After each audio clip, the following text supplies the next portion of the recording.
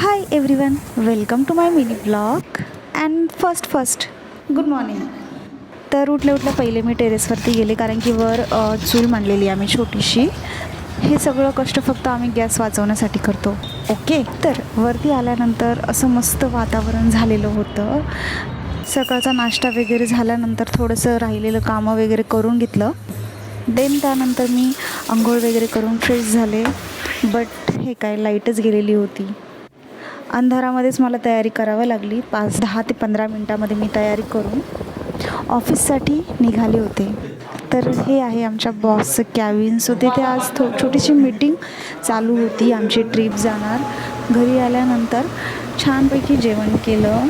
खूपच गरम होत होतं, त्यामुळे कूलर लावून दिलं. तेव्हा मला कुठेतरी चैन पडला. शपथ सांगते, गरमीचे दिवस मला खूप त्रासदायक ठरतात. And that's it. Okay, good night, bye.